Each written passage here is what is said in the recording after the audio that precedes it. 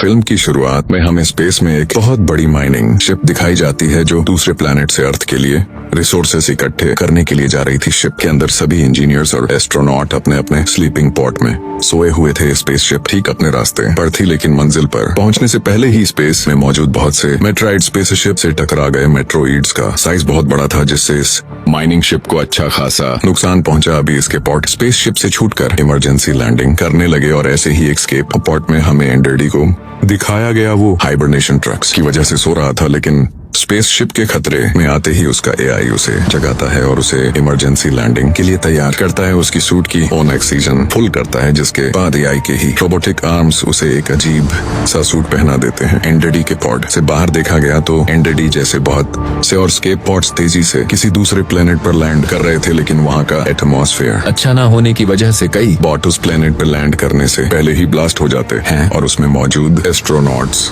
और इंजीनियर्स मारे जाते हैं। इन्हीं सभी पॉड्स के साथ एंटी का पॉट भी इसी प्लैनेट के पहाड़ी इलाके पर क्रैश लैंड करता है। क्रैश लैंडिंग की वजह से एंडरडी अपने पॉट में ही बेहोश हो गया और उसे होश आया अपनी फैमिली की याद से। एंडरडी के होश में आते ही एडिगा आई उसे फौरन इस पॉट से निकल जाने को कहता है, लेकिन पॉट में खराबी की वजह से वहाँ की सारी ओपनिंग जाम हो गई थी। एंडरडी ने जब अपने इमरजेंसी इक्विपमेंट्स देखे तो उसमें फ्लेयर गन भी नहीं थी, क्योंकि एंडरडी एक छोटा इंजीनियर था और उनकी कंपनी ने सभी फ्लेयर गन सीनियर्स को दी थी। वो अकल लड़ा आता है यहाँ और अपने पास पड़ी हुई एक हथौड़ी टाइप किसी चीज से अपने पॉट की विंडो तोड़कर बाहर निकलने की कोशिश करता है, लेकिन खिड़की के टूटे हुए कांच ने उसके सूट को डैमेज करना शुरू कर दिया था, जिसमें से ऑक्सीजन बाहर निकलने लगी थी। फौरन उसने अंदर आकर अपने सूट को सील किया और तभी उसके एआई ने उसे बताया कि तुम्हारा पॉड चलने लगा है, जान बचानी है तो जल्दी इसमें से बाहर निकलो। बिना एक भी मिनट ज़ाया किए वो अब पॉड से बाहर निकल ही आया, जिसके बाद उसका पॉड तबाह हो गया और अचानक उसे आसमान में आग भी चलती हुई दिखाई दी। हवा में उड़ती हुई ये आग उसी की तबाह हुई स्पेसशिप थी जो इसी प्लेनेट पर आके गिर जाती है। उसके गिरने की वजह से यहाँ पे एक बहुत बड़ा धमाका सुनाई देता है, जिसकी लहर ने एंडरडी को भी उठाकर कई किलोमीटर यहाँ से दूर फेंक दिया था। इस सब के बाद जब एंडरडी को होश आया तो एंडरडी ने अपनी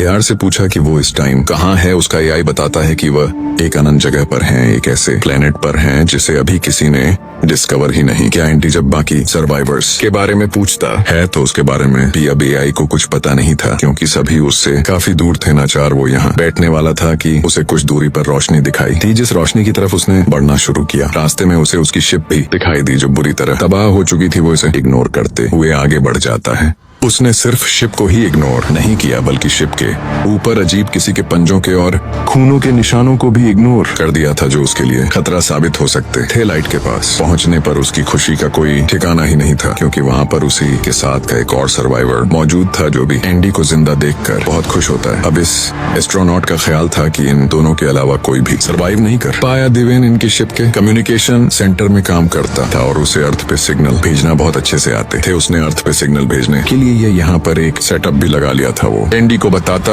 है कि यहाँ से अर्थ तक एक पैगाम जाने में भी पूरे 8 माह लग जाएंगे और अर्थ से यहाँ तक कोई भी इमरजेंसी शिप आने के लिए पूरे 2 साल का वक्त लगेगा, लगभग 9 साल। इन्हें यही रहकर सरवाइव करना होगा और फिर कहीं जाकर उम्मीद बनेगी वापस अर्थ पर जाने की। ये सुनकर एंडरडी तो बस उदासी हो गया, क्योंकि उसे लग रहा था कि वो लोग नहीं जा पाएंगे वापस। तब डिवन उसे हौसला देता है और कहता है कि अपने अंदर उम्मीद की किरण जलाए रखो, हम जरूर वापस जाएंगे। एंडरडी पूछे हम सरवाइव कैसे करेंगे। जवाब में डिवन कहता है जितने भी लोग यहाँ पर मरे हैं हम उनके कोस्ट पे पूरे 3 साल तक जिंदा रह सकते हैं, क्योंकि यहाँ पर ठंड भी काफी ज्यादा है और ऐसे में डेड बॉडीज खराब भी नहीं होंगी ना। चाहते हुए भी एंडरडी को उसकी सारी बातें माननी पड़ती हैं। इनकी इन्हीं बातों के दौरान एंडी का पांव एक वायर में फंसता है और वायर इक्विपमेंट से उतर जाते हैं, जिसे लगाने के लिए एंडरडी पीछे मुड़ जाता है। जब वो वायर लगा रहा था तो हमें देखने को मिला एक अजीब बड़ी सी क्रिएचर ने उसके साथी के ऊपर हमला करके वो उसे वहां से ले गया। और एंडरडी ने जब बीच देखा तो उसका साथी कहीं भी नहीं था। वो कंफ्यूज हो गया कि आखिर इतनी जल्दी कोई गायब कैसे हो सकता है। वो तो चला गया था, लेकिन अब एंडरडी को तो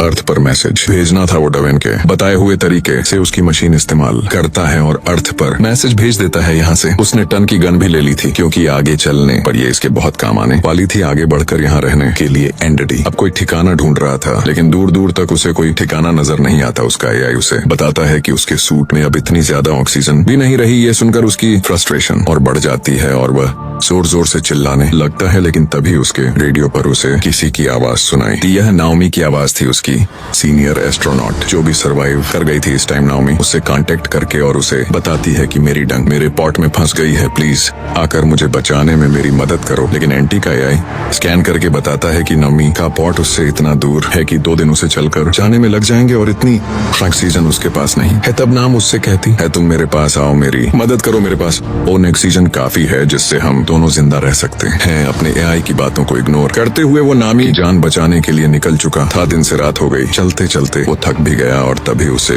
अचानक पीछे से खौफनाक किसी के गुर्राने की आवाज आई। पीछे मुड़कर जब उसने देखा तो उसे तो वहाँ कोई नजर नहीं आ रहा था। उसने एआई को भी स्कैन करने को कहा, लेकिन एआई भी अंधेरे में ज्यादा कुछ नहीं स्कैन कर पाया और एआई ने वजह बताई कि कंपनी ने जूनियर्स को पुराने मॉडल का एआई दिया था जो अंधेरे में ज्यादा स्कैनिंग नहीं कर सकते और ये सब उन्होंने पैसा बचाने के लिए किया था। ये सुनकर एंड्रेडी को और शॉक लगता है। एंड्रेडी को लग रहा था कि यहाँ कहीं कोई क्रिएचर है, लेकिन एंड्रेडी ने इसे अपना वहम समझा क्योंकि कोई क्रिएचर अभी तक उसने अपनी आंखों से नहीं देखी थी। डडी आगे बढ़ने पर उसे जमीन पे अजीबोगरीब होल दिखाई दिए जो किसी के पांव के निशान लग रहे थे। इनका पीछा करते हुए वो आगे पहुंचा तो उसे एक बहुत बड़ा होल दिखाई दिया और वो समझ गया कि यहाँ पर मकड़ी की तरह की कोई केच रहती है और ये बात वो नाओमी को भी फॉर्म कर देता है। डर कर वो यहाँ से भागने वाला था कि तभी उसके एआई ने स्कैन करके बताया कि उसके बहुत से मेंबर्स यही आसपास उसके इर्द गिर्द हैं। वो देखता है कि उसके वो मेंबर्स चलते हुए उसके करीब भी आ रहे थे और जब वो रेडियो के जरिए उनसे कांटेक्ट करने की कोशिश कर रहा था तो किसी ने भी उसे रिस्पॉन्ड नहीं किया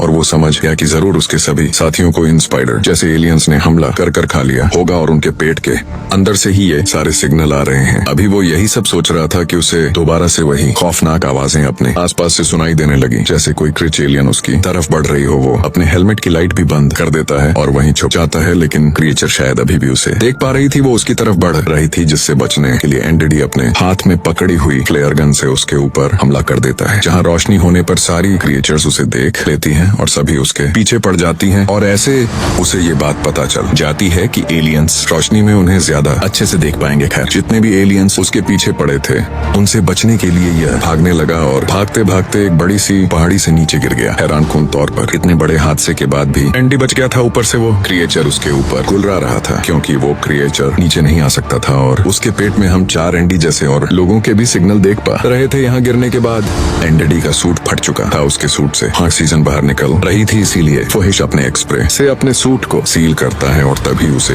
रेडियो में किसी की आवाज सुनाई देती है। ये डेडविन था जिसे हमने पहले भी देखा था। ट्विन उसे कहता है, मेरी मदद करो, मैं इस क्रिएचर से लड़ रहा हूँ। एनडीपी ये जानकर हैरान हुआ था कि ट्वेन अधक जिंदा है, लेकिन अभी उसके अंदर इतनी हिम्मत नहीं थी कि वह पहाड़ी पर चढ़कर दोबारा उस क्रिएचर के पास जाए और डन की मदद करे। तब नाओमी उसे हौसला देती है और कहती है, मैं चाहती हूँ तुम थक तो गए होंगे लेकिन तुम्हें ट्विन की मदद करनी चाहिए ताकि हमारे सर्वाइवल के चांसेस और बढ़ जाए। सोचकर और नाओमी की बात मानते हुए वो पहाड़ी के ऊपर चढ़ने लग जाता है। ऊपर पहाड़ी पर चढ़ने के बाद उसने देखा कि ट्विन बड़ी बहादुरी से एक टाइम में 2 क्रिएचर से लड़ रहा और फ्लेयर गन से उनके ऊपर हमला कर रहा था। उसने जैसे ही एंटी को देखा तो थोड़ा सा डिस्ट्रैक्ट हो गया और पीछे से आने वाली एक क्रिएचर ने उसे पकड़ कर मार डाला। यहाँ पर क्रिकेटर्स भी एंड्रेडी को देख चुके थे। वो लोग अब एंडी की तरफ उसे मारने के लिए पड़ते हैं और एंड्रेडी को बचाने के लिए यहाँ नाओमी अपने एआई के जरिए बाकी सारे पॉट्स का एआई सिस्टम ऑन कर देती है, जिनसे उन सभी पॉट्स की लाइट ऑन हो जाते हैं और यह सारी की सारी क्रिएचर उन पॉट्स की तरफ डिस्ट्रैक्ट हो जाते हैं और ऐसे एंडी को भागने का मौका मिल जाता है। भागते हुए एंड्रेडी एक अजीब सी जगह पर आ गया था। ये जगह पहाड़ों के दरमियान बनी बेइंतहा खूबसूरत थी। यहाँ पर पर्पल गनर के जुगनू थे। कुछ देर के लिए तो एंटी इनकी खूबसूरती में खो गया। अचानक एक जुगनू आकर उसके हेलमेट पा बैठ गया। हेलमेट पा बैठते ही उस जुगनू का रंग लाल हो गया और ऐसे ही बहुत सारे जुगनू अब उसके सूट पर भी आकर बैठ गए। सूट पर बैठते ही इन सारे जुगन ने उसके सूट को डैमेज करना शुरू कर दिया था, जिससे वो जान गया कि ये जुगनू भी खतरनाक है। इसीलिए फौरन इन जुगन को अपने सूट से हटाते हुए वो यहाँ से भाग निकला। भागते हुए अब उसका पांव एक अजीब से गड्ढे में आ फंसा था। उसने देखा कि ये कोई गड्ढा नहीं था बल्कि एक मनस्टर ही था, एक बड़े से मुंह वाला मनस्टर जो उसे पकड़कर निकलने लगा। एंडी को बहुत बुरा लग रहा था। उसके पेट के अंदर उसकी पेट की चीजें देखकर एंटी को उल्टी भी आने वाली थी और घुटन भी हो रही थी। उसे हार्ट अटैक आने लगा उसकी एक कंडीशन देखकर। उसका एआई उसको फौरन ही करंट देता है, जिससे उसकी अपनी हालत भी बेहतर हो जाती है और उसके साथ साथ ये शौक इस एलियन क्रिएचर को भी लग जाता है, जिससे ये एलियन क्रिएचर एंडिटी को अपने मुंह से बाहर उलट और फाइनली एंडिटी इससे बच जाता है एंडी को मुंह से बाहर निकलने के बाद ही क्रिएचर दोबारा उसके पीछे पड़ गया, जिससे बचने के लिए एंडिटी आगे की तरफ भागा। जो एक टनल बनी हुई थी उसे छुपने के लिए ठीक जगह लगी, लेकिन यहाँ आना भी उसका गलत साबित हुआ क्योंकि यह उन्हीं जुगनों की एक टनल थी जिनसे वो बचकर भाग रहा था और इन जुगन ने दोबारा उसके सूट के ऊपर हमला कर दिया। सूट के फटने की वजह से उसकी सूट की ऑक्सीजन भी लीक हो गई थी। ऑक्सीजन तेजी से डाउन हो रही थी। ये देखते हुए एंडिटी नाओमी से कहता है, शायद अब मैं तुम्हें बचाने नहीं आ सकता। मेरे पास जितनी ऑक्सीजन है मैं शिप तक ही वापस जा सकता हूँ और वहाँ जाकर मुझे उम्मीद है कि कोई एक हाथ पॉट तो मिल ही जाएगा जहाँ से मैं ऑक्सीजन रिफिल कर पाऊँ और अपनी जान बचा पाऊँ। ये सुनकर नाओमी कहती है, ठीक है तुम शिप तक ही चले जाओ, मैं अपना कोई जुगाड़ कर लूंगी। लेकिन एंडी जानता था कि वो अकेली नहीं बच पाएगी, इसीलिए वो अपनी जान खतरे में डालकर नाओमी को ही बचाने का सोचता है और तेजी से भागता है नाओमी की तरफ ताकि जल्द से जल्द वो नाओमी के पास पहुंच जाए। नाओमी के बहुत करीब पहुंचते ही उसकी ऑक्सीजन बिल्कुल कम हो गई थी, लेकिन फिर भी वो किसी तरह अपने आप को घसीटते हुए नाओमी तक पहुंच ही गया और नाओमी के पॉट पे आने के बाद वो बिल्कुल बेहोश होते हुए नीचे गिर। नाओमी फौरन अपने पाउट का दरवाजा खोलकर एंडी को अंदर ले लेती है और ऑक्सीजन मिलने पर एंडी को होश आ जाता है। यहाँ एंडी देखता है कि नाओमी का पाँव फंसा हुआ था, इसीलिए वो निकल नहीं पा रही थी। वो एंडी के पाँव को जब निकालने की कोशिश करता है तो एंडी को बहुत दर्द हुआ। यहाँ पे कोई ऐसी चीज भी नहीं थी जिससे ये लोग उसके पाँव को छुड़ा सकते। तब नाओमी की इमरजेंसी केस को खोलकर 2-4 चीजों को मिलाते हुए एंटी एक लीवर बनाता है और उसकी मदद से वो नाओमी की टांग को बाहर निकालने में कामयाब हो जाता है। इतना बुरा फंसने की वजह से उसकी टांग हल्की सी फ्रैक्चर हो गई थी, लेकिन ये तो शुक्र था कि उसकी जान बच गई। ये लोग अब अपने रिपेयरिंग स्प्रे और फ्लेयर गन को लेकर यहाँ से बाहर निकलते हैं, जहाँ बाहर निकलते ही बहुत सारी क्रिएचर्स ने उन्हें आसपास से घेर लिया था। उनसे बचने के लिए इन दोनों को यहाँ से भागना था, लेकिन नाव में के तो पाँव में दर्द था। तब उसका AI उसे एक हाई डोज मेडिसिन इंजेक्ट करता है जिससे उसे दर्द का एहसास ना हो और ये लोग भागते रहते हैं। इन्होंने अक्लमंदी ये दिखाई कि अपनी डायरेक्शन को शिप की तरफ रखा और आखिर ये लोग शिप के उस हिस्से तक पहुंच गए जो थोड़ा सा ठीक हालत में था। यहाँ पर नाओमी इसी तरह शिप के कंपार्टमेंट को खोलने की कोशिश करती है और थोड़ी ही देर में वो कामयाब भी हो जाती है। अब ये शिप के अंदर गए थे कि बहुत सारे क्रिएचर इनके पीछे आ गए और नाओमी ने फौरन शिप का दरवाजा बंद कर दिया से उसके रिचाई का आधा जिस्म कट के रह गया। ये देखकर एंडी को उलटी आने वाली थी, लेकिन उसने बहुत मुश्किल से अपने आप पर कंट्रोल पाया और आगे की तरफ बढ़ा। इन लोगों ने काफी देर बाद सुकून का सांस लिया था, इससे पहले कि यहाँ पर कुछ बातें कर पाते। इन्हें देखने को मिलता है कि इनकी स्पेसशिप के अंदर पहले से ही 1-2 गरियाचर आकर बैठ गई थी जो अब इनके पीछे पड़ जाती हैं। इनसे बचने के लिए ये लोग जल्दी से एक और कबन में जाकर वहाँ का दरवाजा बंद कर लेते हैं और इन्हें पता चलता है कि यहाँ पर आकर तो इन्होंने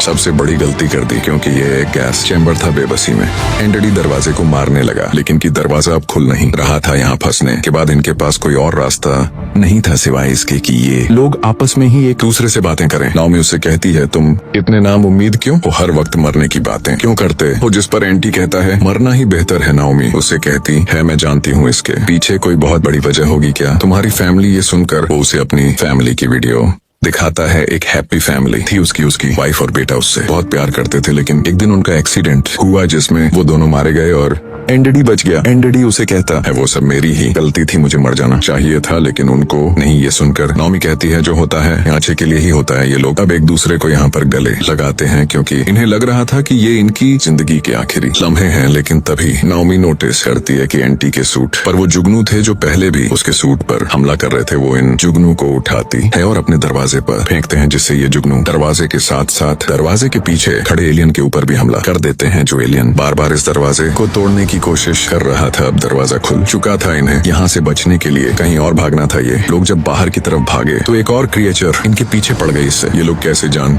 छुड़वाते? तब नाओमी को एक आइडिया आता है। वो कहते हैं कि हम लोग इसे स्केटबोर्ड के नीचे ले जाकर मार देंगे, लेकिन इमरजेंसी स्केटबोर्ड के छूटने में भी 15 मिनट लग जाते थे, इसलिए ये लोग प्लान बनाते हैं और एंडी डिसाइड करता है पहले इसके पोर्ट तक पहुँचने का। इसके पोर्ट स्पेसशिप के निचले हिस्से में था और वहाँ तक जाने के लिए नहीं काफी टाइम लग जाता, लेकिन जब ये देखते हैं कि वो क्रिएचर इनके पीछे है तो ये दोनों बिना डरे जंप कर देते हैं और वो क्रिएचर भी अपने बड़े बड़े पांव स्पेसशिप में फंसाते हुए इनके पीछे आ जाती है एंड इसके पॉट में बैठकर उसे ऑन करने की कोशिश करता है, जबकि नाव में अपने आपको एक ट्रैप के अट्रैक्शन की तरह बनाकर क्रिएचर को अपने पीछे लगाते हुए उस इसके पोर्ट तक लेकर आती है जिसमें एंडी उसे रिलीज करने के लिए बैठा था। क्रिएचर के ठीक इसके बोर्ड के नीचे आते ही एंडडी के स्केप बोर्ड भी रिलीज हो जाता है और फाइनली इनकी जान उस क्रिएचर से बच जाती है। स्केप बोर्ड के नीचे गिरने की वजह से ऊपर एक बहुत बड़ा शॉक लगा था। हमें पता चला था कि इस स्केप बोर्ड में इतनी एनर्जी नहीं थी कि वो रिलीज कर पाए। उसको एनर्जी देने के लिए एंटी ने अपने सूट की सारी एनर्जी यूज कर ली, जिसके नतीजे में अब वो मारा गया था। उसने ये सैक्रिफाइस नॉमी को बचाने के लिए दिया था। नॉमी ये बात समझ गई थी, उसे मरा हुआ देखकर यहाँ फूट फूट के रोने लगी, लेकिन अगले ही